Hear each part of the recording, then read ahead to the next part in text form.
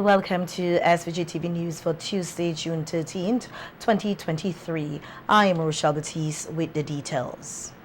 The National Emergency Management Organization, NEMO, with funding from the World Bank under the Canada Caribbean Resilient Facility, the CRF, is hosting a two-day national stakeholders consultation in which the final draft of the updated National Comprehensive Disaster Management, the CDM policy, will be presented. The consultation, which is being held at the Seventh-day Adventist Church Conference Room at Old Montrose, targets national-level stakeholders from the public and private sector, civil society, NGOs, SBOs, and faith-based organizations with a role and/or interest in comprehensive disaster management here in St. Vincent and the Grenadines. Addressing the opening ceremony of the consultation today, Director of the National Emergency Management Organization, NEMO, Michelle Forbes, outlined the challenges that caused the comprehensive disaster management, the CDM policy, to be delayed. She, however, noted that despite these challenges, the policy will be more advanced than the CDMA regional CDM policy. Background, we started this update since 2020, but we know what has happened in the last 2-3 years. We had the COVID-19 pandemic, we had the volcanic eruption, we had Hurricane Elsa, and a host of other global and regional and local events that really affected how we would have participated and interact with our public in terms of reviewing of this policy. However, today offers the opportunity for us to review the policy and align it with all the national, regional, and international agendas, some of which are like the Sendai Framework, the Samoa Pathway, even our own homegrown comprehensive disaster management policy. And I must say that our policy will even be more advanced than the CDMA's regional CDM policy. And I see Van shaking her head there. We must ensure in this consultation that all our sectoral policies also align with this national resilience agenda for St. Vincent and the Grenadines, and also to our own individual work programs where we are seeking to really manage our risk in a ever-changing global landscape. Disaster risk management and resilience specialist and honorary research fellow with the Institute for Sustainable Development at the University of the West Indies, Jeremy Collymore, who serves as a consultant, provided an overview of the CDM policy while making some suggestions for consideration. But how do we govern this framework that is all of government and all of country and all people? The current legislation structure does not fully accommodate this space here. And what we are proposing is to not necessarily change the legislation at this time. We think it could really move forward with policy implementation without that change if we incorporate a subcommittee of the National Emergency Council reporting through the minister that addresses and provides oversight for the policy. That is for consideration. It is not a prescription. What we are essentially saying that we already have the framework. What we need now is to agree on the collective actions that will frame us that direction. In his feature address, Prime Minister Dr. Ralph Gonsalves outlined the importance of disaster management and climate change while noting the challenges which are ahead for small island developing states. Have you been paying attention recently to the Caribbean Institute of Hydrology and Meteorology? And we start this hurricane season, the second time in 3 years, on June the 1st, in the middle of a drought, where the average annual rainfall is in the region now. Michelle, you can correct me. The modal number really, if you don't even say the average, is about 86, 88 inches in many parts of the country. And St. Vincent and the Grenadines and other countries in the Caribbean are going to face droughts increasingly. And we have had several. Barbados is in a terrible condition in that regard. Of course, you have a lot of flat land, beautiful beaches, and it's located in a beautiful place. But Antigua and Barbuda and Barbados don't have the mountains we have and the rivers and all the rest of it. The main objectives of the consultation are to present the context and outcome of the St. Vincent and the Grenadines draft comprehensive disaster management policy updating process, to review and endorse the policy and to agree on the next steps for operationalizing the policy and executing its strategic interventions and specific actions. The government of St. Vincent and the Grenadines today signed a contract with Synergy International Systems to develop and deploy the software for the Social Assistance Management Information System for the Ministry of Social Development. Delivering remarks at the signing ceremony, Minister of National Mobilization, Orlando Brewster, said the information system project is vital to the country and its people. The program is needed for efficiency, effectiveness, and it entails targeted interventions for households and to improve reporting here in our country and to reduce also duplication efforts within our ministry.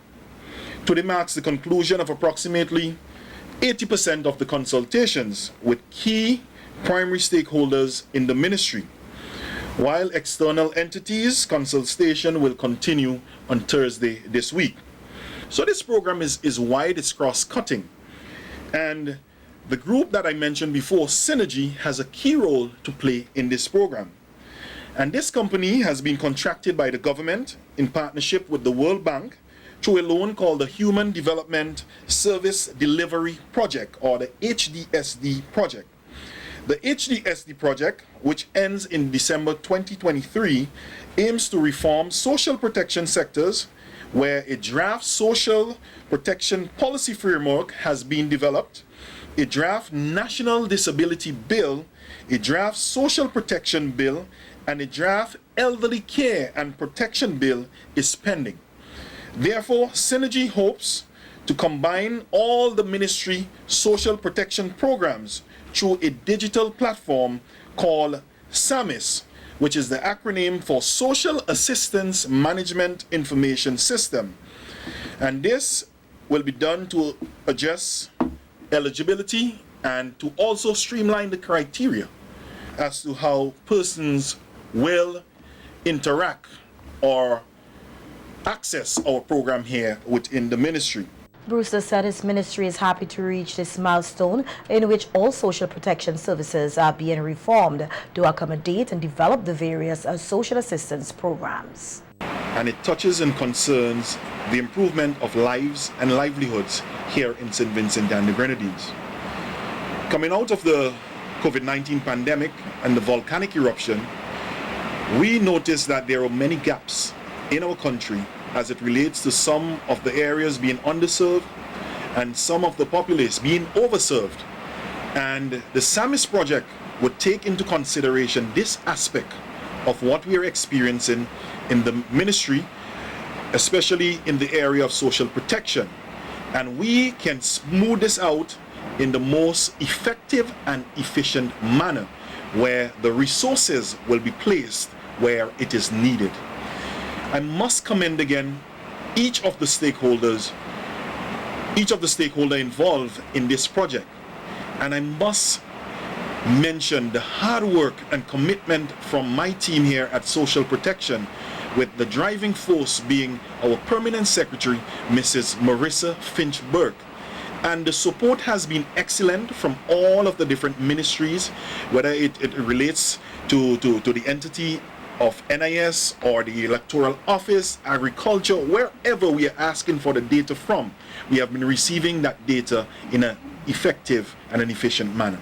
So again, I want to make the public aware that this program will help everyday Vincentians and would help to improve their lives and their livelihood. Let me reiterate that, because it is not just a project that you tick some boxes and get it done. No, this would touch and concern the poor, the vulnerable, the marginalized here in St. Vincent and the Grenadines. A representative of Synergy International Systems, along with the project officer and the information technology officer, spoke of their roles on the project. So developing a similar systems for Bahamas, Barbados, Trinidad. The goal at the end, so Synergy is all about empowering impact-driven organizations. So the goal at the end would be to make sure that the right people receive the right assistance in a timely manner. So we've been in business for over 25 years, working with over 80 government organizations and international NGOs.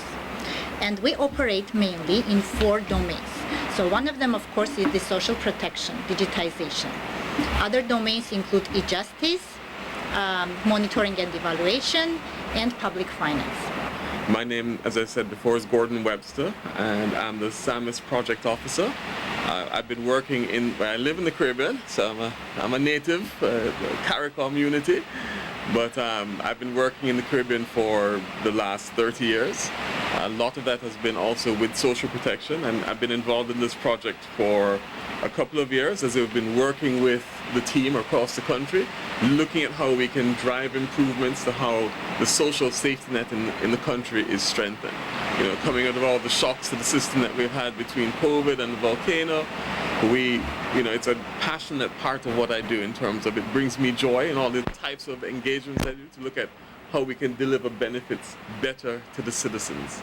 And that's what's really got me excited with this project, looking at how we can improve the speed of delivery, better target people that are in need, and also, above all, improve transparency to the system and fairness, because that's what good governance is about, and I know that's a passionate part of what you do. My name is Martin Sheen. I am the SAMIS Information Technology Officer.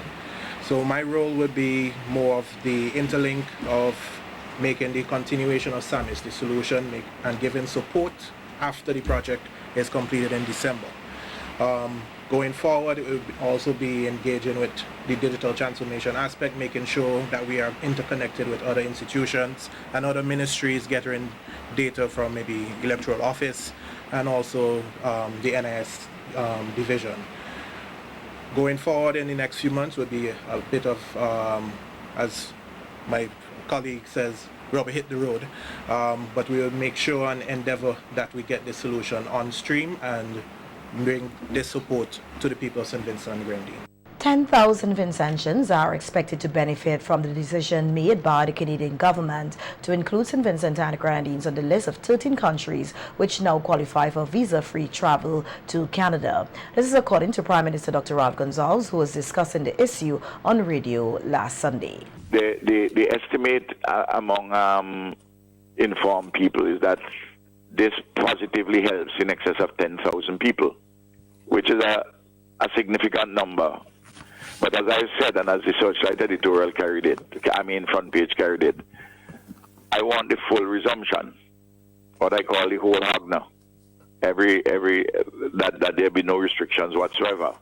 But this we have lobbied a lot for this. This is the first phase. But since then, I've written my friend Justin Trudeau, the Prime Minister. I've written him to thank him for this, and also to make the case yet again for the full waiver of any visa requirement.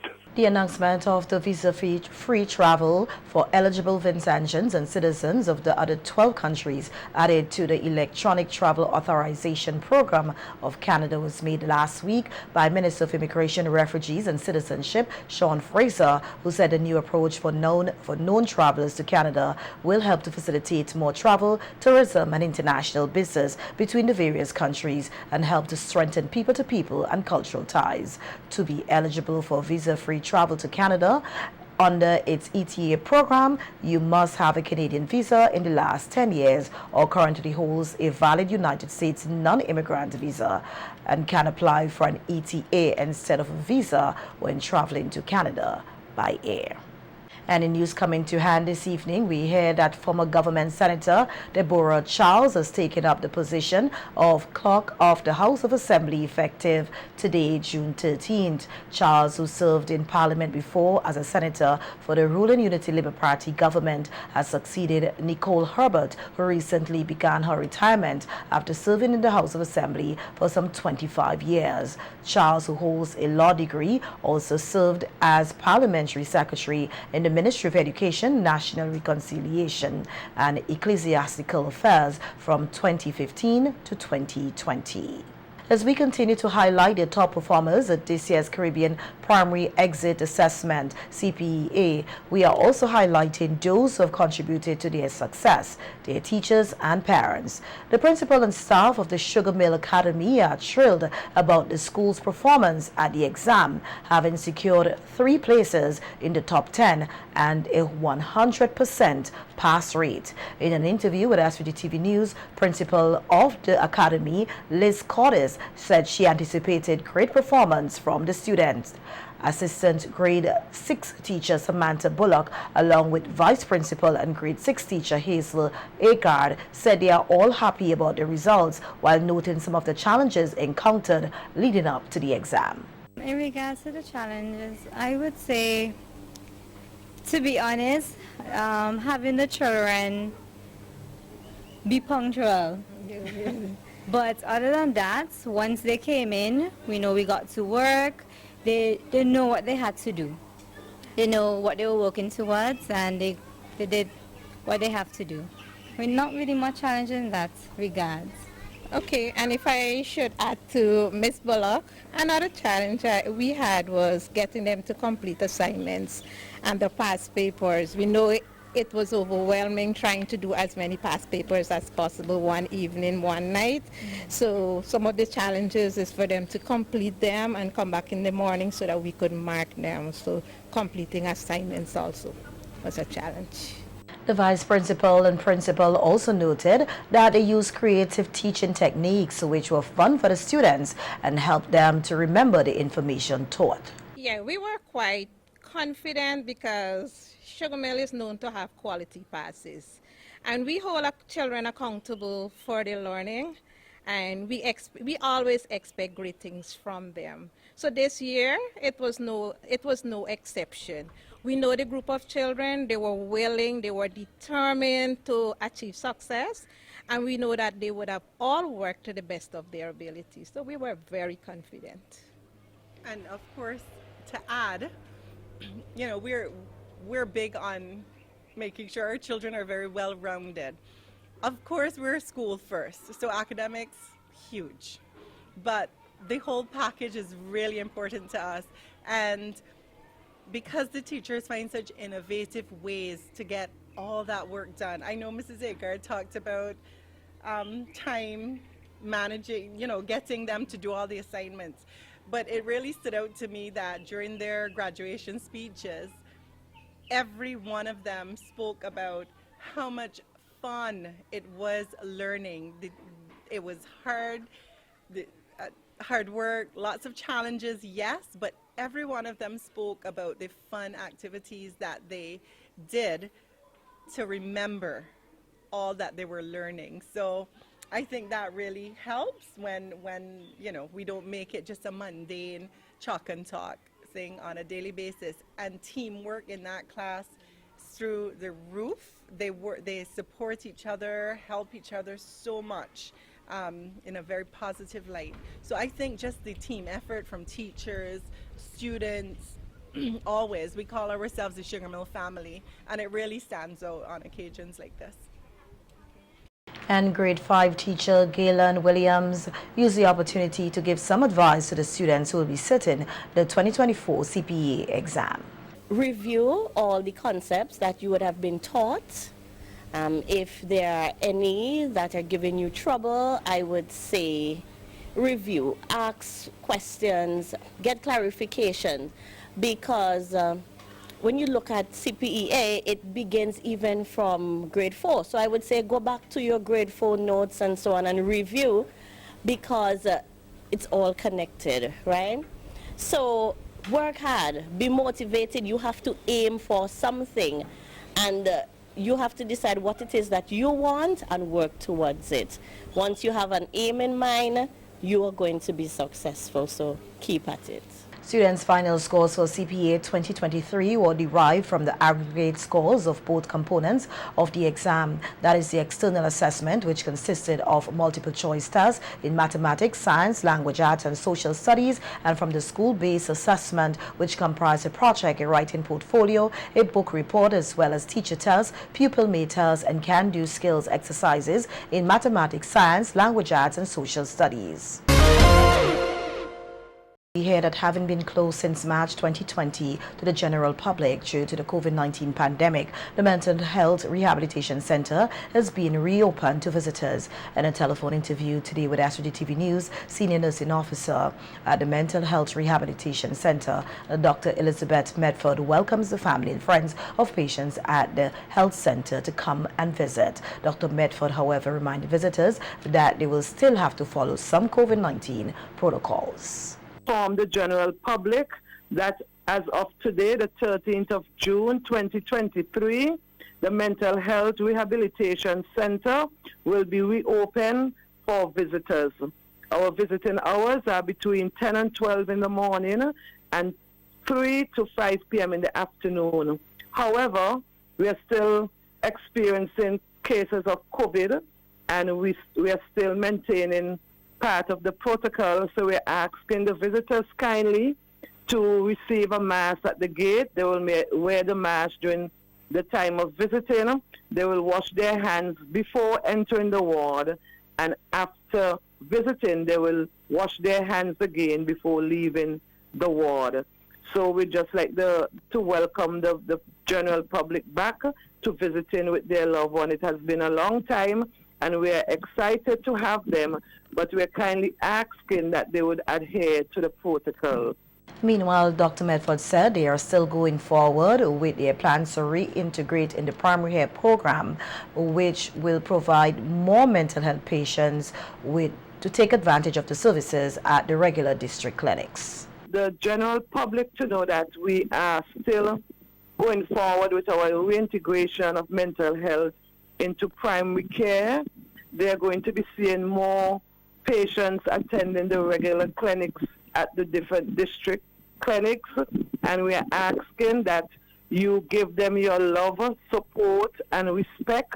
We're trying to reduce the stigma and discrimination against persons who are experiencing mental illness, and we're just asking for them to understand that mental illness is just another form of illness, just as a person who has high blood pressure or cardiac disease.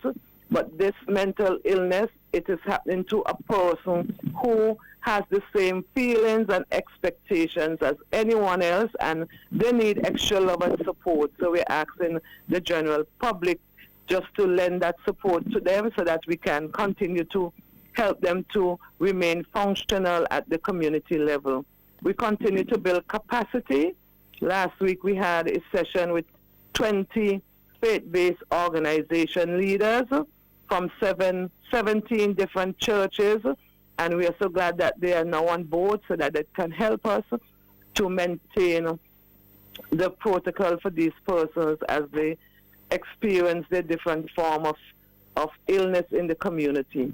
The senior nursing officer also encourages persons to be part of their capacity building and support group to assist persons suffering with mental health issues. We're asking the general public, if you want to be a part of the capacity building, if you want to be a part of the support group to our patients in the community, you can just call the institution 4584240. The number is 4584240, and we will organize training for you so that you can be a part of the support team in the community. Thursday, June 15, 2023 is Census Day here in St. Vincent and the Grenadines. Laverne Williams of the Ministry of Economic Planning, which is responsible for carrying out the 2023 census, said Census Day is a reference point when they will take account of the population of the country. But the enumerators do not really go in the field on Census Day. They go after Census Day. Okay. On June 16th, right. Going forward, because they need to establish when they go to the households to conduct the interview, they need to establish where did you spend census night. Okay. That's the reference period. Okay. So that's when we take the count of the person. So we'll have the persons who are usually residing at their current address. And for you to be counted, you have to be living in St. Vincent for 6 months or more. All right? For 6 months or more. So that is what the interviewers would be asking for census day. But let me also say that preceding the interview, we will have a listing exercise. A listing exercise is just that the persons will, first of all,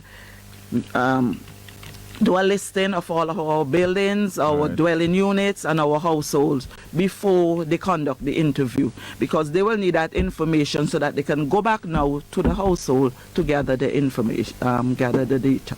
Williams said a training exercise was conducted with the enumerators, which started on May 24th and ended on June 2nd.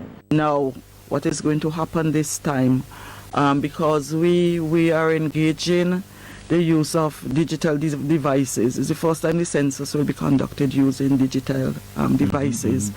So we had to ensure that these persons are properly trained. Right. So we have just concentrated on the Kingston Census Division, Calico Census Division, and we started in the training in the Sandy Bay Census Division. When we say Calico Census Division, it is a larger census division. We, as I said, we're doing it in a phase basis because it's really for control, because, as you said, you know, we're using a new technology, but it's for the management and control of the field staff. Yeah. All right.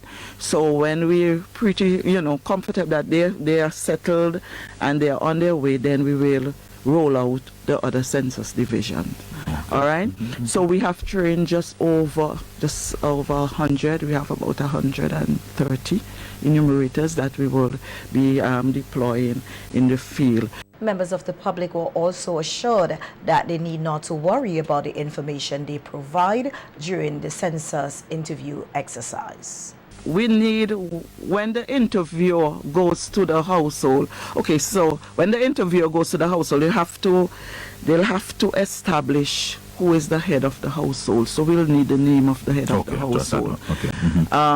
But in terms of when the data is compiled, when it is analyzed, you're not going to see this information is for Johnny P. or any individual, because the Statistical Act prohibits that.